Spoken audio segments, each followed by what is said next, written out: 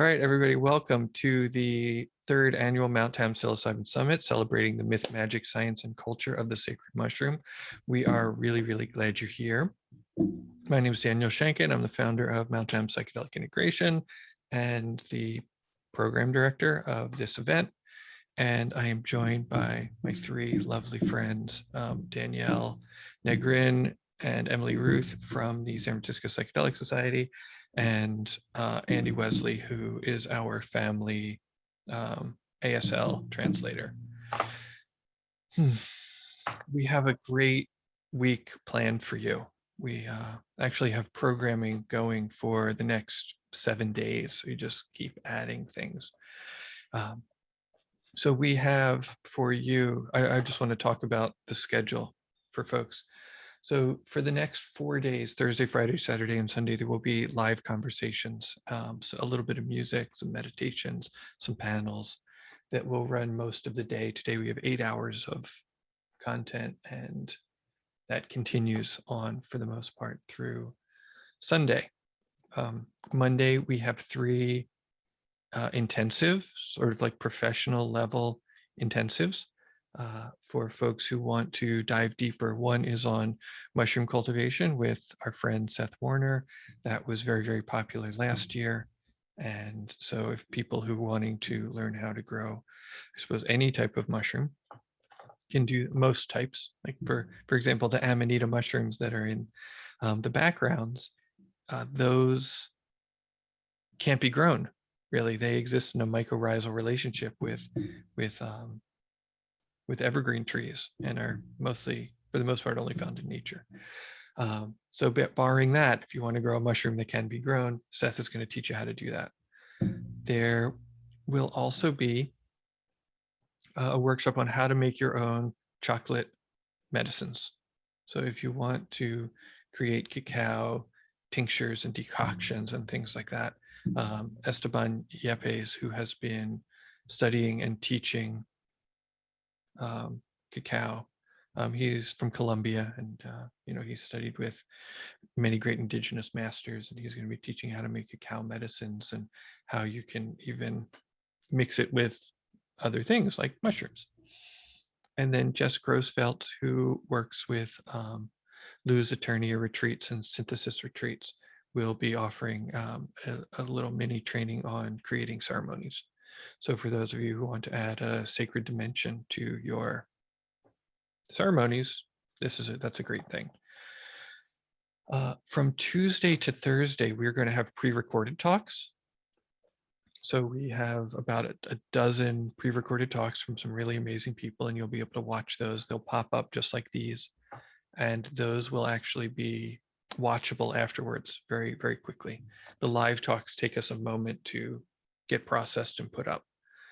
So you'll be able to do that. And then there's also going to be a meet and greet area where you can talk to some of the presenters, and we are adding actually some other special guests. It's like, I was just talking to Bette Williams this morning. Bette Williams, I'm looking for her book. She's an amazing author. She wrote, I can't find it. She wrote a book called The Wild Kindness, which is her sort of psychedelic memoir. And she is really brilliant. And so she's going to be there. She's going to be in this, in our hangout space. Mike Margulies is going to be doing something as well from Psychedelic Seminars. And we're going to add some more stuff. We're going to fill in that calendar. So I would like to thank the folks from Ozo. If you go up into your browser, you'll see that there'll be a button that'll say extras. And then if you scroll down to, it says meet and greet or hangout space or something like that, it will take you to an Ozo room. And it's a more social space. So you can sort of move your little avatar with your ovally face around a virtual space and kind of circle up with people. And so it's got a different vibe than Zoom that we really, really like. The team there is really amazing. And they did us a solid, and they went to Mount Tam. They took a field trip to Mount Tamalpais in Marin, and they did, I don't know what the term is called, photogrammetry, maybe, where they did like a 360 of Mount Tam. And so we're going to be meeting on Mount Tam in the Ozo rooms. Which is really very nice. One note Yeah, if you go to, you can go to the menu bar and you'll see, this Ozo space. You just need a Chrome browser or like a Brave browser. You can't use Firefox, and you can't use your phone. So that's going to be really fun, and with that it's going to be running all week. There's an Ozo room open now, I believe, and you can go in there and chat with people, make some friends. iPad too, right? You need a desktop or a laptop. I'm sorry about that.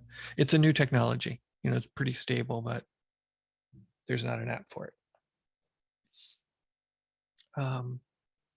So if you have questions about things, please email psilocybinsummit@gmail. People will get to you as soon as possible. And also, we are aware that the software that we use for the summits really likes to send out a lot of emails, and we're sorry about that if that bothers you. Did I miss any? I think that is. Does anybody else have like any questions about the run of the show? We can say Andy will be here for about 12 talks. There will be Spanish interpreting for about 4 or 5 talks. There will be talks in Spanish and English today, 2 of them. There'll be one tomorrow, and there'll be one on Sunday. And we are planning on upping that in the future. It's one thing to, we want to sort of engineer, like design for that from the ground up instead of sort of adding it on top, if that makes sense. All right, very, very cool. So Emily, did I miss anything? You don't know? You think we're good? That should get you through. That should get through. If you made it to this one, you'll make it to the other ones. Danielle, would you like to say a little bit of something about how to kind of open the space, how you like to open the space? You're muted. I would be honored. And thank you so much, Daniel. Just an honor to be back here for the 3rd year in a row. And thank you to everyone for joining us from around the world. And today I'm going to offer up a prayer for us all to just ground into the space and send our gratitude to each other, to this beautiful online platform, and for all the learning that we are going to receive throughout the week. So I invite you to find your comfortable seat wherever you are in the world, whether it's your car, your home, bedroom, living room. And if it's comfortable for you, I invite you to just ground into your seat and maybe close your eyes if that feels nourishing for you. Thank you for today's sunrise, for the moon, for the stars, for the earth that we get to embrace, and for the land that we're on. I am on Coast Miwok land, and I want to give gratitude for all of our Indigenous ancestors and for the mycelial web that connects us all. Thank you for the breath and life within us, for all of your Earth's mystical creations. Please hear my prayer. As the day begins with the rising expansive sun, I ask the sacred mushroom spirit to be with us. Here we call in the 4 directions, done as a form of protection to add more power and authenticity to the magic that we are practicing, as a way to feel connected to nature during our sacred meditation here today. I'm calling in the 4 elements and how each element relates to psilocybin mushrooms, the effects, cultivation, and the journey space. Sacred mushroom of the East, golden teachers, where the Father Sun rises in the air. Guide my step and walk the circle of life with mental clarity, thought, shifting consciousness, expansion, open-mindedness, new connections, and deep learning. May this learning create new pathways in my brain and new wrinkles in my consciousness. firekeeper of the South, Cubensis, where the warm air comes to us. I ask you to open your heart and be present with me. Bring healing and ease to all those in need. Release what no longer serves us. Bring into balance the physical, the mental, the spiritual. Ignite passion, transformation, and strength so that I am able to know my place and purpose on this earth. Help me step into my knowing and my power. Sacred mushroom keeper of the West, blue meanies, undulating the water, be with me. As each day passes, help me listen to my emotions. Help me connect to my body, the consciousness that is beyond my mind. Tap into my intuition and the love I have for myself and for others, for the plants and fungi, and for all of Mother Earth's creations. Help me be present in every moment. Help me appreciate my life around me and all the beings, the flowers, every moment in this life.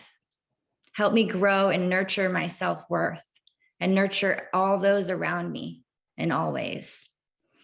Sacred mushroom of the North, African earth element, where the cold winds come from, be with me.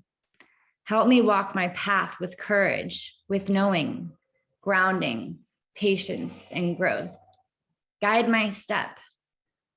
Help me discover new adventure, new places on this earth, and expand my world beyond ways that I could have ever imagined. Let us remember the ancient tradition of ceremony and ritual. The plant and fungi kingdom offers unspoken wisdom to open hearts. Listen and take time to slow down and feel the oneness. Wisdom lives in the stillness. May the fractal of connections spiral throughout our conference today.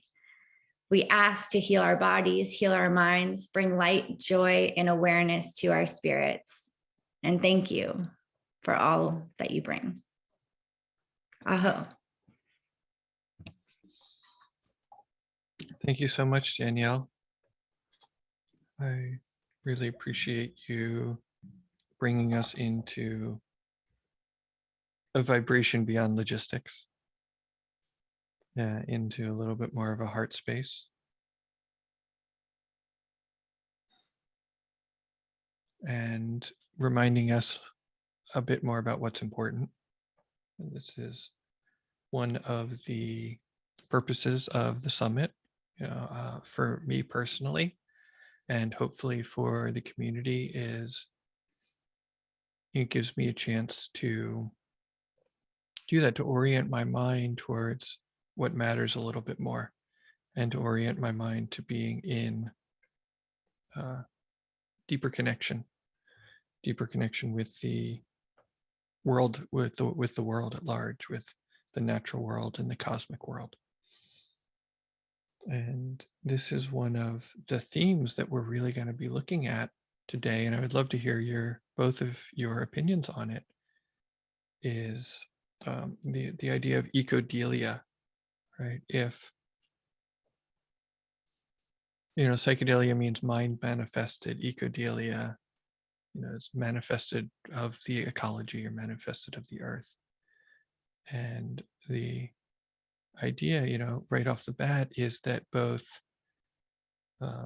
sacred mushroom and the humans, both are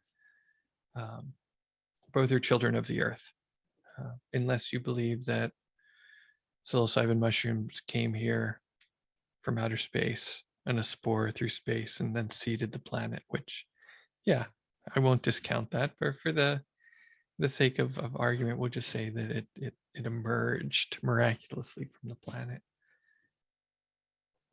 And so the idea of how long this has been happening, how long the mushrooms have been here, and how long humans have been here, and how long we have been in relationship with them and in the earth. And yeah, and just like kind of like what Rhonda is saying, is that we stand on the shoulders of giants.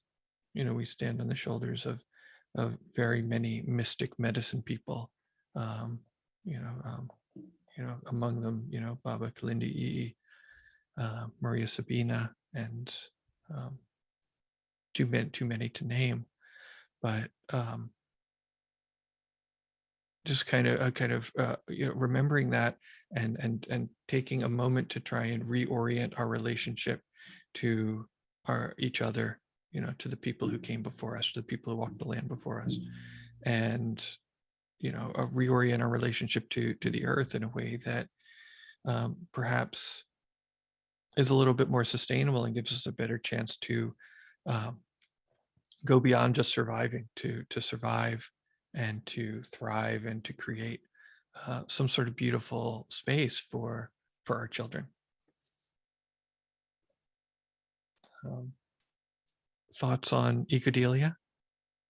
Thoughts on this, either of you? Even Andy, if you want to jump in and use your voice, you can. Well, there's no mushrooms if we don't take care of the earth that they grow on. Mm-hmm. Right.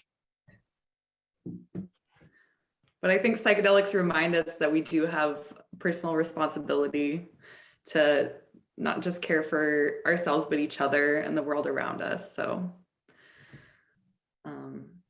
in the spirit of the mushroom, I'm calling in that, and may it inspire us to just be our best selves for our best lives and our best world.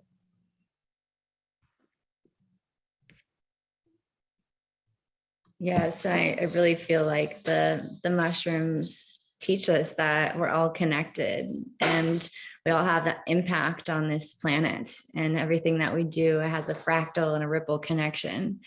And it really comes down to taking responsibility and care of the land that we're on, of our oceans, of how we take care of all of our animals and our earth, and so that everyone has a footprint on this planet, and just be kind and conscious of every thought and move that we make. I think the idea of the accountability and the responsibility that you mentioned is really important, especially, well, today is Yom Kippur. It's the Jewish Day of Atonement. A lot of people fast. I'm fasting. You might catch me drinking water, but I have to talk a lot today, so I will be drinking some water. And it is a time to kind of own up, in a lot of ways, to own up to the harm we've caused, the people we've hurt. And it can be so easy in our culture to just go back and forth and to blame. And we live in a culture where the other 50% or so, the other 50% of people are to blame, and it's not us. You know, we're right and we know best. But we are fallible creatures, and sometimes we're just a little bit spazzy. You know, sometimes we cause harm not because we're bad, but because we just are excited, you know, or because we are distracted, and that happens. It's a sad thing, but one of the things that I love about sacred medicines and sacred practices in general, with or without medicines, is that, you know, I get to see things from a different point of view and recognize that just because I messed up, you know, and I hurt somebody, it doesn't necessarily make me evil, you know, it doesn't make me bad. And it doesn't shut me out from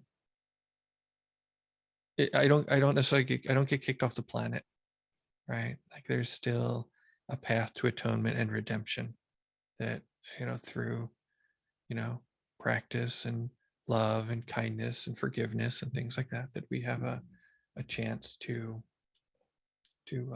create a better world.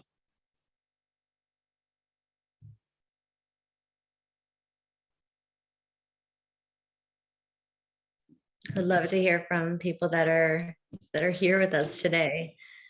Tell us what your relationship is like with the earth, and if you have to offer up any thoughts on what would create a better world and what we can do to help contribute to to more compassion, kindness, love, and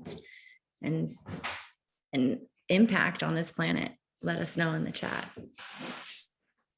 Also, you might notice that there's a drop-down menu in the chat, and a lot of you are just responding to hosts and panelists. And if you click the drop-down, that you can share for everybody.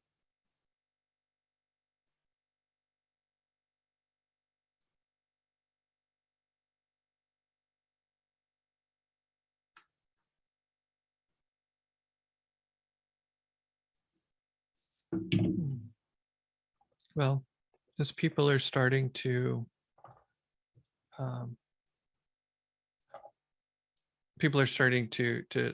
chat and so on, I want to bring up another theme, and I feel like I'm being very sort of, this is also a celebratory event. It's the Day of Atonement. It's a very serious day, and we're sort of in a precarious situation on the planet right now. And I do want to get to just like the celebration of the spore, right? The celebration of the spore in the wind. But I also want to, just so one more kind of maudlin, dramatic thing, that's a little bit serious, is just I want to honor everybody who maybe has lost somebody this year, whether it's due to illness or whether it's due to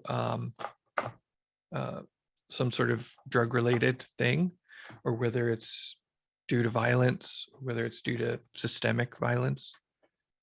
There's been a lot of loss this year, and I just want to kind of hold space that it's a tough time, and just as sort of like an archetype, as a representative of, it's National Wellness Week as well. That's very, very sweet. Just as sort of like an archetype of kind of the drug war and criminalization and stigmatization. I just kind of want to honor an actor, a performer that I was very, very fond of, named Michael Williams, who played Omar in The Wire. And I don't know if you guys have seen The Wire, but it was a very, very good show. You can still watch it. I think it's on an HBO show.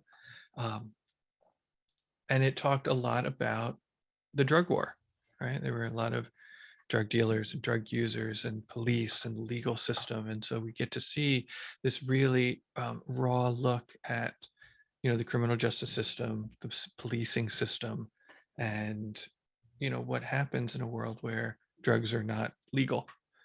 Shakespearean TV. And Williams, his character was very, very captivating. And if you look at his other work, it was very, very captivating. And he died very recently from, he was a drug user, and he got a batch that had fentanyl in it, right? And so we know that fentanyl is very, very deadly. That is being pushed a lot by the pharmaceutical industry, and there's a lot of it out there. And then there's other fentanyl being made on the black market, and that sort of thing.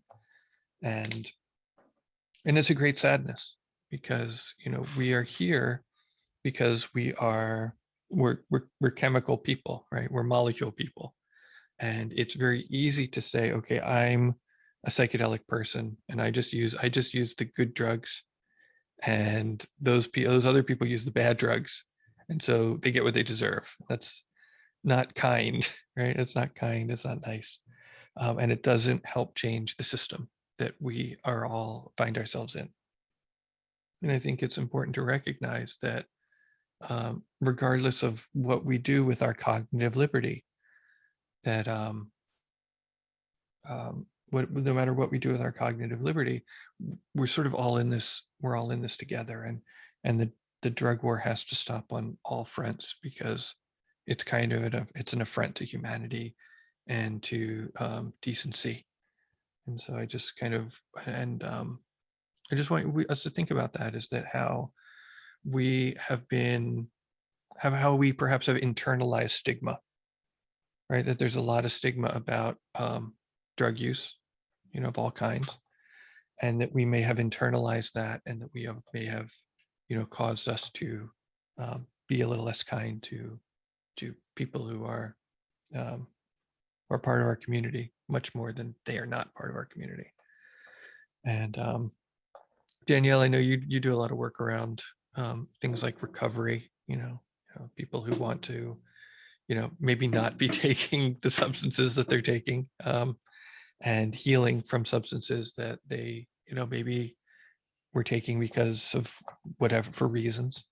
And so, would you speak to that?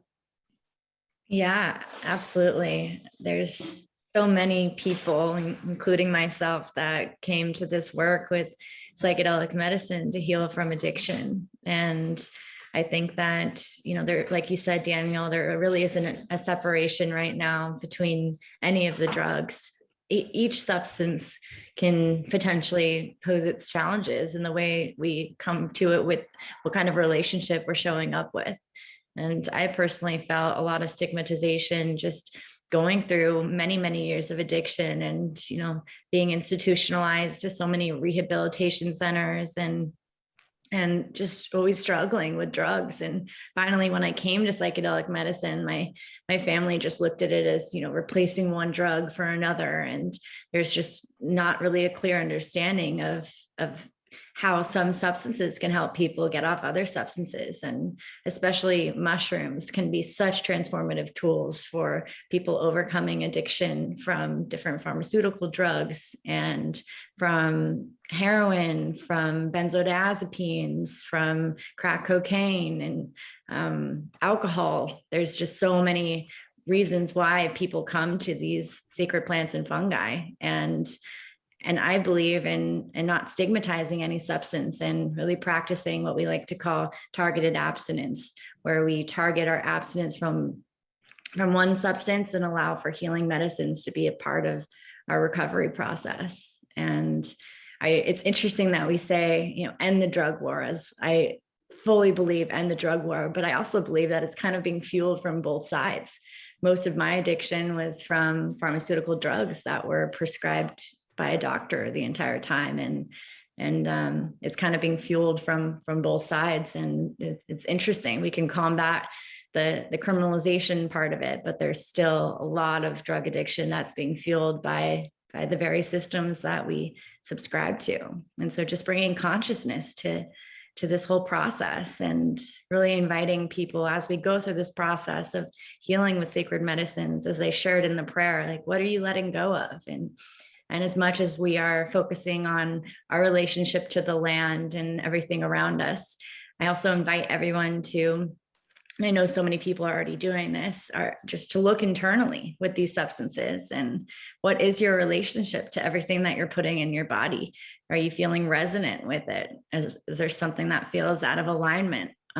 Is there something that isn't feeling right to you and that you're wanting to release and let go of, and knowing that you have that strength and that power within you. And there's just nothing in this planet that we have to be fully reliant on for the rest of our lives. And that's really what these tools have taught me, is finding that empowerment within. These are empowerment tools, and just want to empower all of us to have that agency. And I know you, Daniel, you also overcame addiction. And do you want to share a little bit about that? I haven't had what year is it? It's 2021. I haven't had a drink in 21 years. It was revealed to me that alcohol was not good for me. It took a while. It took several months, and some of the experiences were on mushrooms and some of the experiences were on LSD. I think mushrooms really sort of started the process off. It really sort of showed me kind of the internal darkness that was sort of fueling it.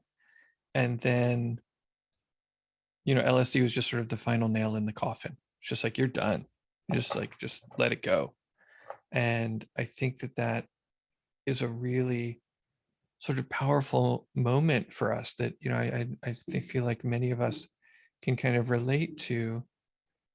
Oh, I'm just done, with whatever the harmful behavior might be.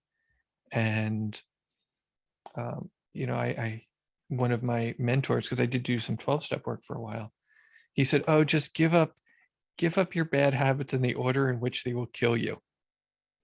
And I thought that was great. It's like, don't worry about sugar right now.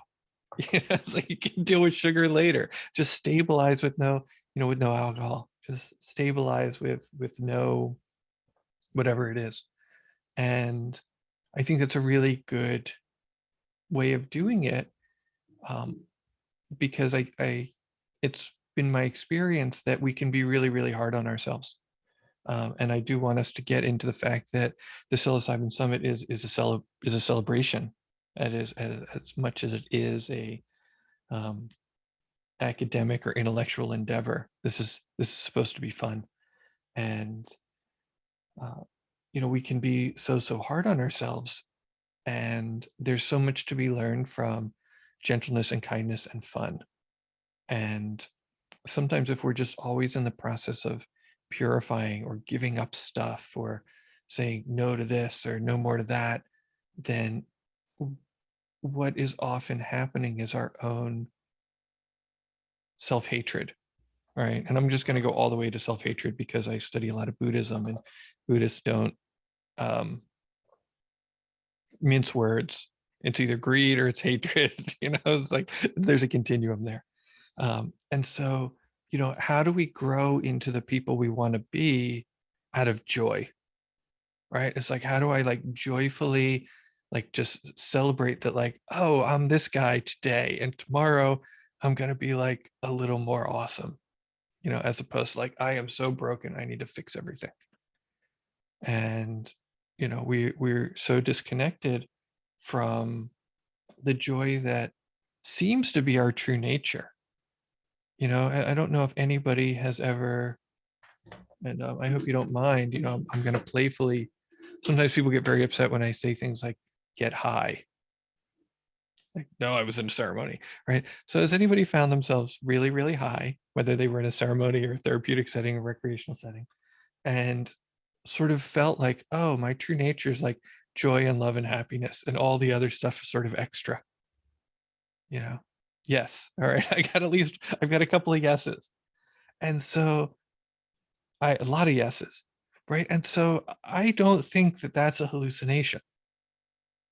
Nobody has convincingly been able to tell me that my experience of joy and happiness and bliss and love as the root of my core being is hallucinatory, right? And so I'm just going to move from the idea that like that's core, and that is then then it's just sort of like, just, oh, let's ventilate that. Let's give that a little bit more light and a little bit more air, and let's just move from that place a little bit more often. And when we're in that place, like, addiction doesn't really stick, does it?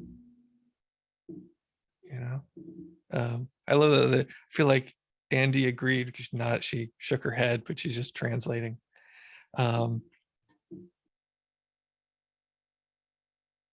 Okay, so Tomas is wondering if there are others here with critical thinking skills, or am I participating in some sort of religious praising event? I don't know, man. Maybe. This is just an opening circle. I'm just having a good time. I can, you can come back later. I mean, I know what he really won't like. Know what Tomas really won't like. Is that Emily was going to draw a tarot card to set the theme for another theme of the show. So if that bums you out that we're going to draw a tarot card, then I don't know what to tell you.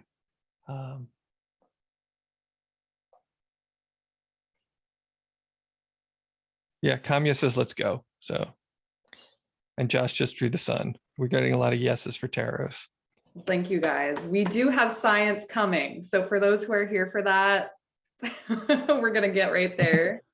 But to set the mood, you guys, it just fell out. This is from the Psychedelic Tarot. And I know I have a background that's getting in the way, but we got the World, which I just think is so amazing. It's like the ultimate card in the tarot, and it's everything coming together, us living our purpose interconnectedness, a shared purpose that's really aligned with the truest self. I think we got what we needed, and you guys, it just like popped right out. So that's when you know that the world is coming together for this, and I'm blessed to witness it. So thank you so much. And I'm going to take this as a sign we're meant to be here now. I was joking with Danielle, I think the mushrooms set this up. So I'm just really thankful, and thank you guys for being a part of our world today and this week. Thank you for being a part of our world. This deck there's an artist named, can I tell them about the deck, or do you want to? Yes, here. I'll try to do some. Oh. This is a guy named Oliver Hibbert, and I got turned on to him because he did poster art for the Flaming Lips. So the Flaming Lips is a really neat sort of like neo psychedelic rock band. They're sort of out of the Midwest, and they're really fun. Their live shows are spectacular when we get to see live shows sometime. Yeah, I got to see them at the Warfield on New Year's once, and it was really great. And then Oliver made a tarot deck, and Emily has a copy. So cool. I was trying to find the ones with the mushrooms on them because they do have little mushrooms. So cool. And yes, Right. Hibbert, I will type it in the chat. Yeah. Well, so unless anybody has any questions or anybody else has anything to say, I think we've done it.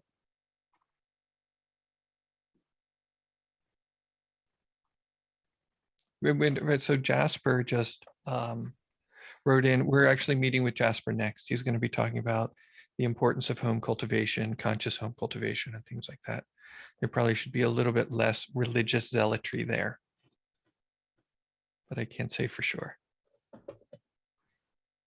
Thanks for being here for the magic too. It's the total package. Alberto has a question about true nature. What is your question about true nature? And Patrick has a question. Is there a great poster for this year's summit like there was for last year? We didn't get to that, but you can still get last year's poster. I'm sorry, I didn't get a chance to. The poster from last year there's an artist named Jake Cobran. We're old friends. And he reached out to me last year and he said, will you make a poster out of this? We can just split the money. I was like, yes, sure. And nobody did that this year. So we don't have a poster.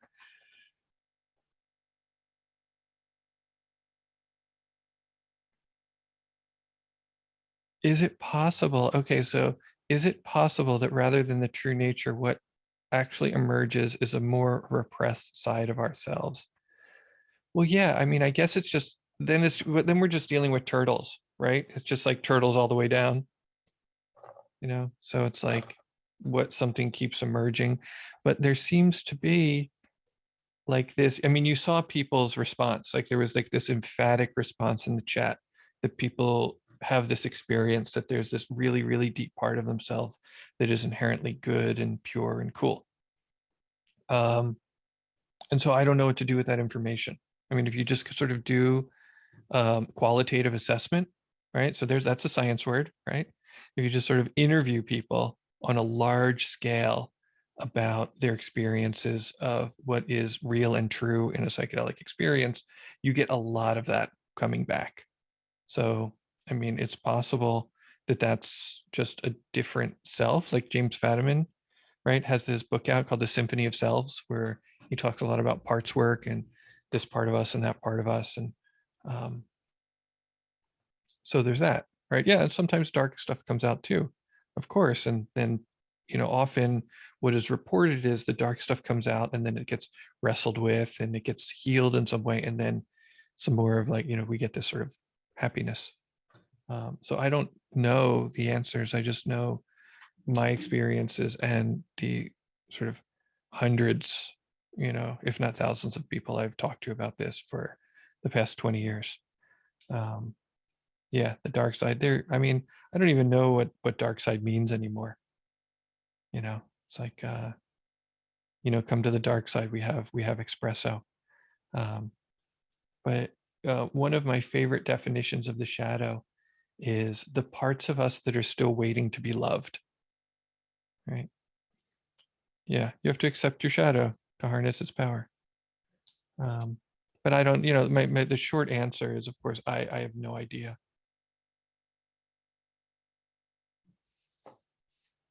Any closing thoughts, Danielle or Emily, before we call it and just get ready for Jasper? Just feeling really grateful to be in this sacred community today, and for everyone that's shown up with such beautiful thoughts today in the chat, and just for our collective consciousness. May we all be on this path together and know that we're not alone. And please reach out, stay in our community and participate fully in all of the events as much as possible, and stay connected with us. We really invite you to just stick around for some time, make friends in the community, grow with us, heal with us. And thank you for all the work and all of the expansion that you all are doing in your own lives, and just sending you all a lot of love and gratitude.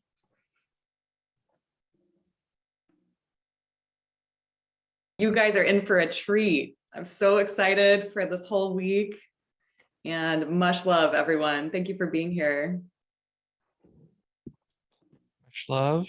And there's this kind of little battle cry has started to sort of emerge for the summit. And it kind of goes like this. You could go do it along at home. Spore. All right, everybody. I love you guys. We'll see you in a little more than an hour for Jasper's talk at 10:15 Pacific, 1:15 Eastern. Be well. And thank you everybody for participating. Andy, Emily, Danielle, thank you again for being here. Just